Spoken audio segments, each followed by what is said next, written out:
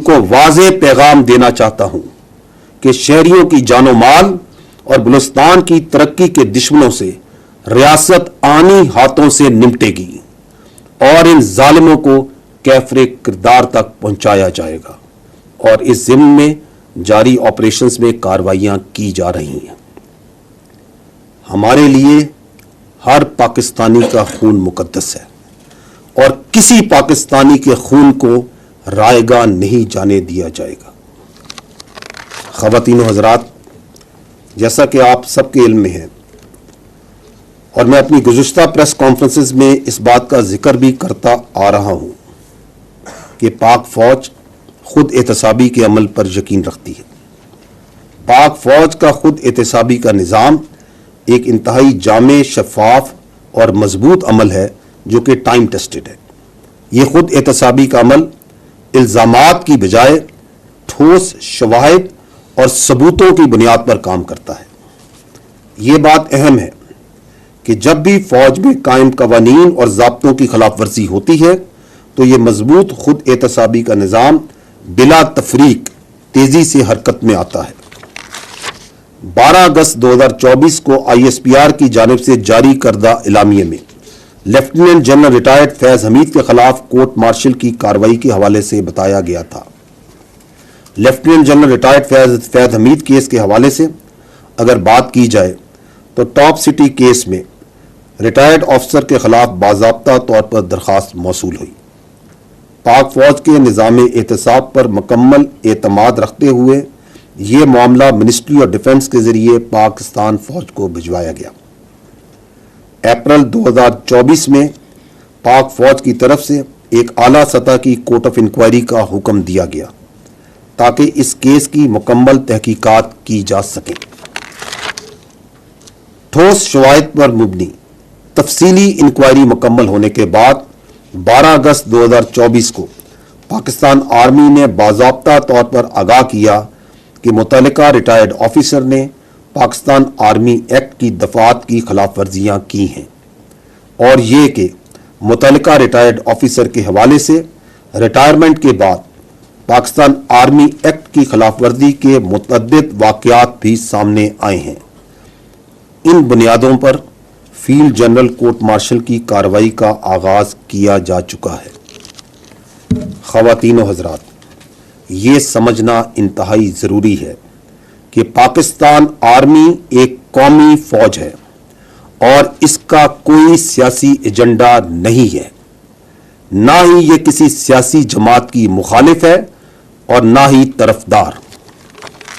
فوج کا ہر حکومت کے ساتھ پیشہ وارانہ اور سرکاری تعلق ہوتا ہے، جس کو آئین اور قانون کے قواعد و ضوابط میں مناسب طور پر بیان کیا گیا ہے۔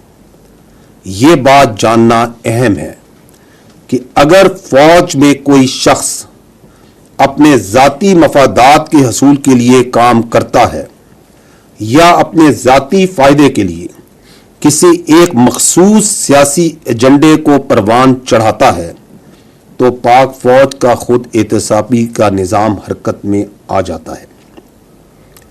ثبوت اور شواہد کی روشنی میں ذمہ داروں کو ان کے اعمال کا جواب دہ ہونا پڑتا ہے۔ جاری شدہ خود احتسابی کا عمل اس بات کی ایک اور دلیل ہے۔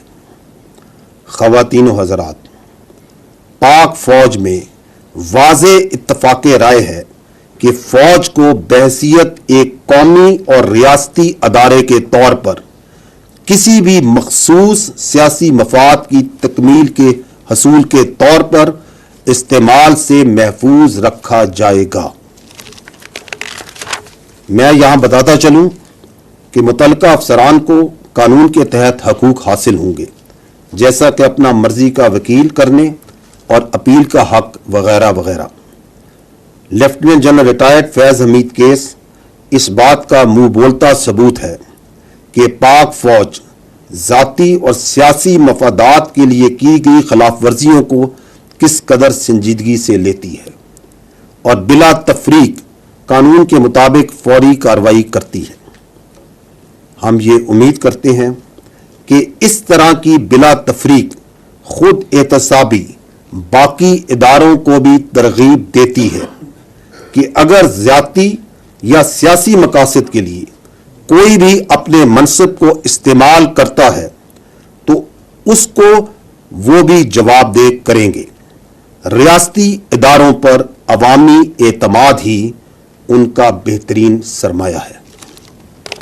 خواتین و حضرات، آخر میں یہ کہوں گا کہ مسلح افواج اپنے پیشہ ورانہ فرائض سے بخوبی آگاہ ہیں اور قومی سلامتی پر کسی قسم کا سمجھوتا نہیں کیا جائے گا۔ وقت کا تقاضا ہے کہ ہم سب انفرادی اور اجتماعی طور پر اپنا کردار ادا کر کے پاکستان کو مضبوط بنائیں تاکہ بحیثیت قوم ہم تمام درپیش چیلنجز کا بخوبی مقابلہ کر سکیں۔ یاد رکھیں کہ محفوظ پاکستان ہی مضبوط پاکستان کی ضمانت ہے۔ اب میری آپ سے گزارش ہے کہ اس کانفرنس میں بتائے جانے والے پوائنٹس کے اوپر ہی سوالات کیجیے گا۔ Thank you. YouTube پر گوگلی نیوز دیکھنے کے لیے youtube.com کی سرچ بار میں Googly News T V type کریں۔ گوگلی نیوز کے پیج پر سرخ رنگ کے سبسکرپشن والے بٹن پر کلک کرنا